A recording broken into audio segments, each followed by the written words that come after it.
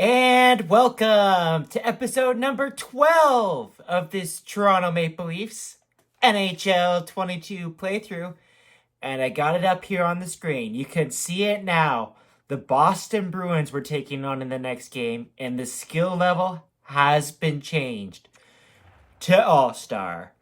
I figured that we're taking on the Bruins. We're taking on the best of the best here. Might as well switch up the skill level. We're like 8-2-1 in this series, so might as well give myself a little bit more of a challenge here.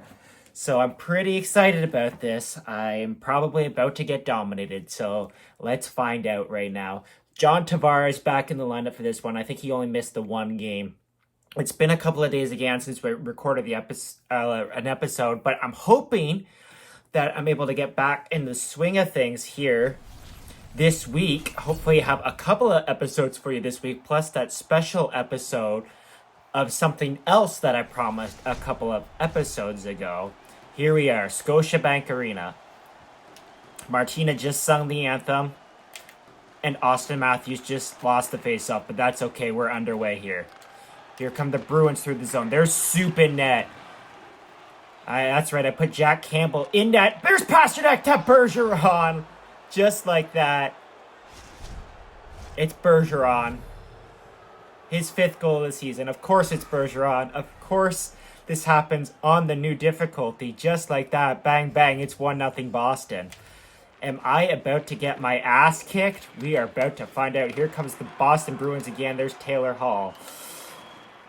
Oh, man. It's been a couple of days, so maybe I shouldn't have changed the difficulty yet. But I've been thinking about it for a while. I've been hinting at it for a while. So might as well. There's Bergeron again. Soup with the stop there. Man, I love Jack Campbell. He has been so fantastic for the Toronto Maple Leafs. He was fantastic again on Friday night when the Toronto Maple Leafs took on the Calgary Flames in the Hall of Fame game. Here's Taylor Hall. Nice shot there. The Hall of Fame game was by far the most entertaining game of the year for the Toronto Maple Leafs, which is surprising because it was a 0-0 game for most of it. And then Shillington scored that goal for Calgary. Also, how is that guy's name pronounced Shillington? I have no idea, but apparently, because it starts with a K. So, no idea. But, there's Tavares. Nice move! Can't get to the front of the net. There's Foligno. He's not playing for the Boston Bruins right now. Still has the back problem that he suffered with in the playoffs with the Toronto Maple Leafs last season. Here's Morgan Riley to William Nylander, the best Toronto Maple Leaf so far. William Nylander shot.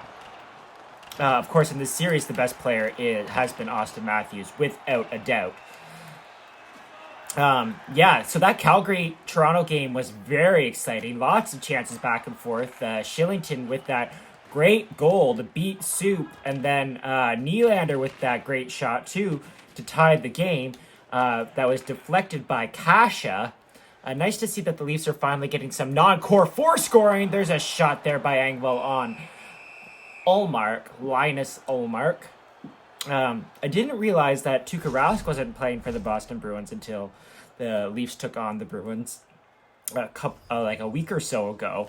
I think he'll probably come back, though. That would be my guess. He's rehabbing an injury right now. He's not currently under contract, but he's currently practicing at their facilities and stuff like that. So my guess would be that he's back. There's Austin Matthews leading the team in points. I believe he's got 13 points in 10 games. And then how about the game against the Buffalo Sabres last night? Where to start? Let's start with Joseph Woll. Joseph Woll was solid in net for the Leafs. That's the kind of performance you ask for out of your backup goaltender. There's a delayed penalty call. Justin Hall was tripped up trying to take a shot there. And our lethal power play will go to work. It's operating at about 70%. The last time I checked. Joseph Woll, it's down to 53%, but that's okay. Joseph Woll was solid for the Leafs. That's the kind of performance that you want from your backup goaltender. It wasn't nervous energy at all, really. The Buffalo Sabres just pressed hard at the end, and they were able to tie up the game. Old school Toronto Maple Leafs hockey, as I'd like to say. There's Nylander's shot block there, and that's going to be cleared. Old school Toronto Maple Leafs hockey couldn't hold on to the lead, but they made it work in the end, defeating the Buffalo Sabres thanks to Morgan Rielly. There's the Mitch Marner tried to feed the puck in front there. Morgan Rielly with this goal with 11 seconds left. So that was pretty exciting. Nylander! Marner scores! The net is off, but the puck is in the net. Mitch Marner picks up his third goal of the season. It's a power play goal. Mitch Marner's not allowed to score a power play goal. It's funny. It's just like the Leafs' first goal against the Boston Bruins about a week ago on that Saturday night where they knocked the net off. And this game is tied up at 1. Nylander and Muzzin with the assist there. It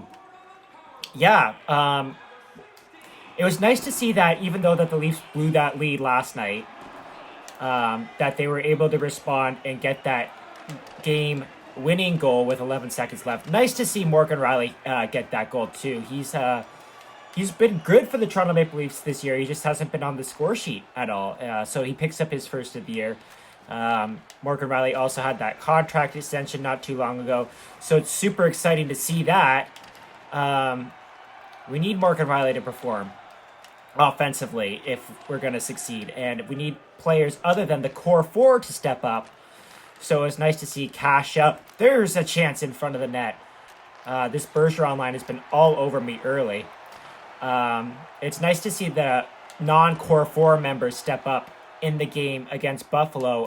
Kasha had a goal. Camp had a goal. Who else had a goal? Bunting had a goal. So it's nice to see those guys get off the schneid a little bit. There's another chance in front. Soup turns it away.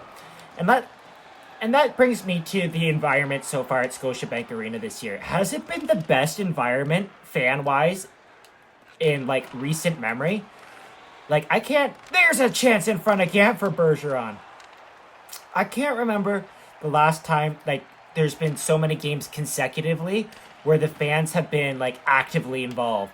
And, like, Jack Campbell is the reason that they're involved, yelling out soup every time he makes a save. I just think it's so cool, and it's something that the Toronto Maple Leafs so desperately needed, was some sort of atmosphere in that building.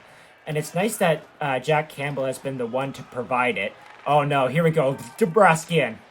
He was in, but he didn't have any speed, so he was stopped there. I thought that he was going to have a chance to go to the net there. Here's Muzzin, as Joe Bowen would say, but we get it out. I'm really, really pleased that some sort of life has returned to Scotiabank Arena. There's another penalty for the Boston Bruins. It looks like it's going to be another tripping penalty. No, we're going to call interference on Pasta here. And I'm going to go back to the power play here with a chance to take the lead. Just a little over a minute left to go in the first period. Very important face-off upcoming here for Austin Matthews. And he loses it. But Mitch Marner is going to hustle onto that puck there. Is he going to get it? Yes, he is. There's another penalty coming up. And it's going against the Boston Bruins. And we're going to go to an extended 5-on-3 as Brandon Carlo goes to the box for interference. Don't know what happened there. I didn't see it. Let me know in comments if you saw it. Oh, no.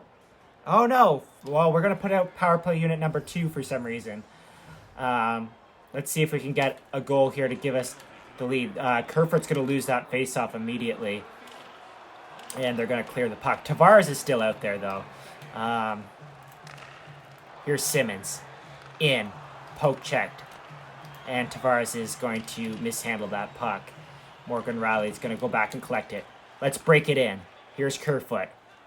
Kerfoot. Back to Morgan Rielly. Works it. Shoots. Deflected. Into the corner. Simmons. In front. Ritchie. Turned away by Allmark.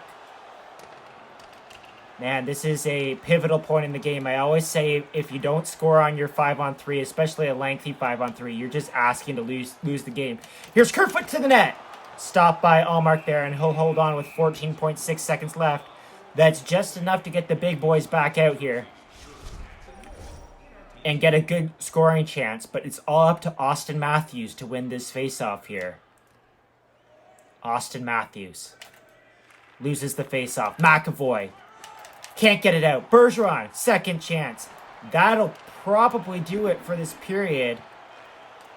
I'm going to stretch it here. Mitch Marner through the defense.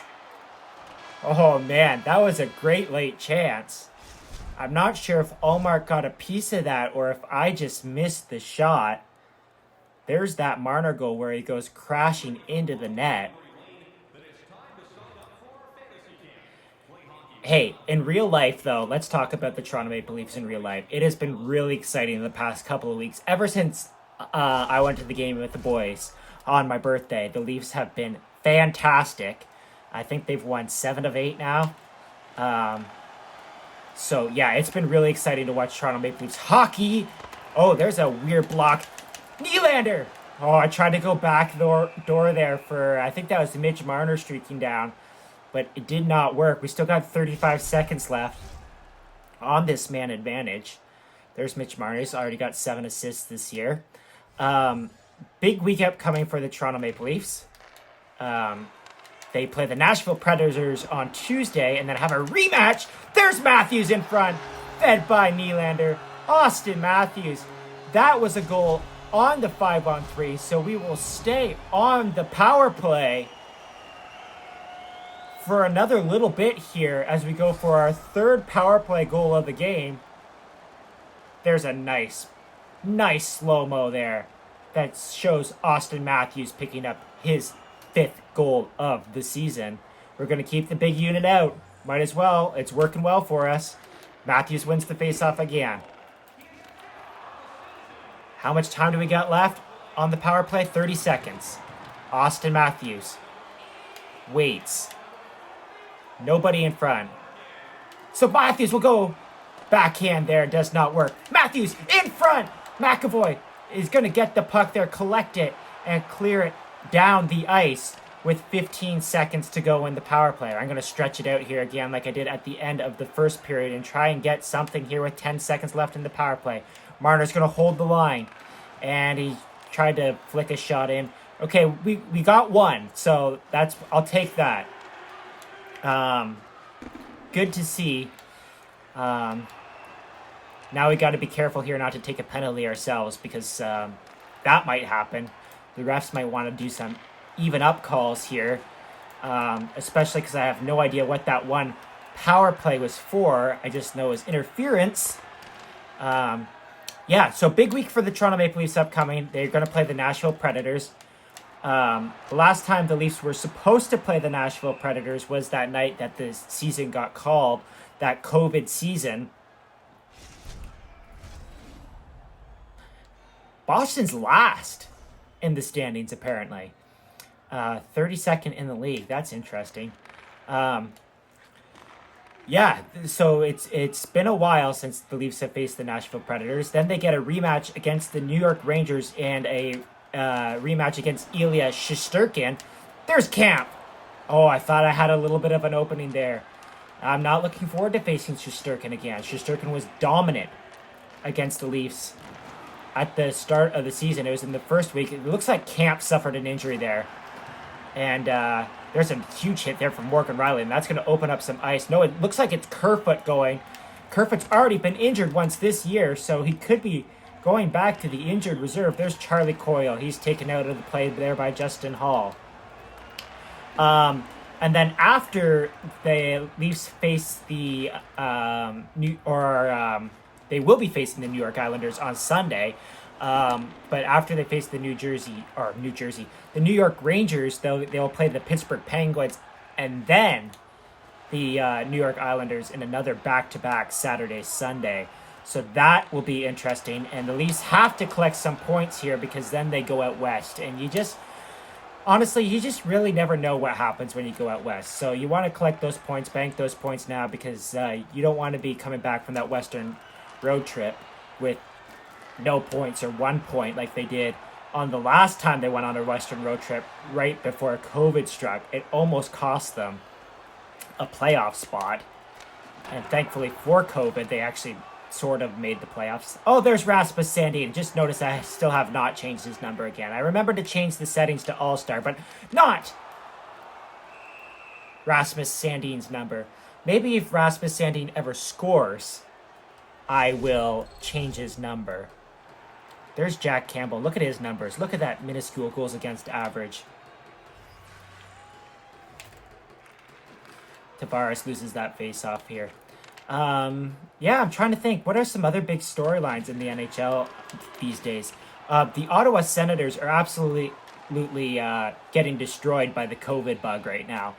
And I cannot believe that the NHL has let them continue to play. It is atrocious. Senators are already one of the worst teams in the league, and they've been forced to play with who knows how many different players. Like, I don't know the count now. But at one point, they had like 10 or 11 players on the COVID list. And like last year, when the Vancouver Canucks, Tavares was held up there, probably should not have been icing. When the Vancouver Canucks were struck by that COVID outbreak, they were able to get relief by not playing games. So I'm not sure why the same consideration is not being taken for the Ottawa Senators. Yet they're... Oh, there's Bergeron. Great steal. Soup shuts him down. Oh, man. I guess that's that all-star difficulty there for you coming through. Was not expecting that level of aggressiveness there from Bergeron. Probably my mistake. So the Ottawa Senators definitely should have been given a little bit more relief, in my opinion. Again, they're going to be at the bottom of the standings now, and who knows if you can recover from that. The Ottawa Senators, they've struggled again with goaltending issues this year, I believe. I haven't watched too many of their games, but I know Matt Murray hasn't been there a lot of the season, so that's been difficult for them. But just because they aren't supposed to be one of the top teams in the NHL, they should still have a fighting fair chance. And I don't think that's been fair. The situation that they've been put in, as Nick Ritchie has a shot there on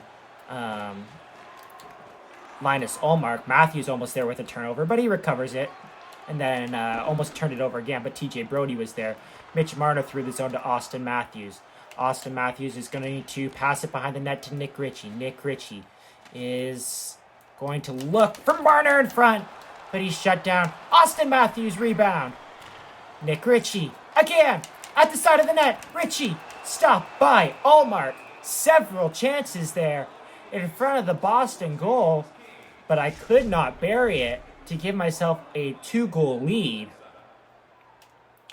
The last thing I'm going to say about the Ottawa Senators is, you have to think, too, it's not just the Ottawa Senators that have been devastated. I live in Belleville, which is the AHL affiliate of the Ottawa Senators, and the amount of players that have had to come up from Belleville has been ridiculous, and so that's devastated that team as well, and then that devastates probably an ECHL team. I really don't know the connection after that, but it's kind of ridiculous, how many people it affects. It's not just the Ottawa Senators. It's not just NHL players' livelihoods, right? It goes a lot deeper than that.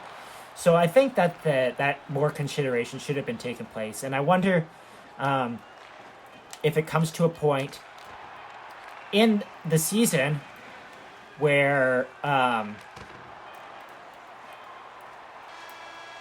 another team contracts the virus, of whether or not different consideration will be taken for them. I don't know. It's really hard to say. COVID is such a strange animal. Just when you think it's gone, it rears its ugly head and comes back. We're seeing that in Ontario right now. Cases are on the rise. We'll just have to wait and see how it goes. A lot of people are calling for stadiums to be shut back down to smaller capacities. I don't think that's the issue. Of the 600 new cases in Ontario today, 300 of them, half of them were of those unvaccinated, and you have to be vaccinated to go to a hockey game now. And you got to remember that it's 85% of the population is vaccinated in Ontario. So it's just to say 50% of them are vaccinated and still getting it isn't totally true. Anyway, don't want to get into a whole vaccine debate here. Just thinking, like, when it comes to the Ottawa Senators, I hope everyone gets healthy. I hope everyone gets well. And I hope that it just doesn't affect the entire NHL and all that. All the other players who could be affected by it by playing in the AHL or other leagues or whatever. That's pretty much all I'm going to say about that. Let's get back to hockey. Yeah, so all of a sudden, with the Toronto Maple Leafs' recent hot streak, they're near the top of the league standings, still trailing the Florida Panthers in the division. Florida's come back down to earth after firing Joe Quenneville, or Joe Quenneville resigning, or whatever you want to say happened there.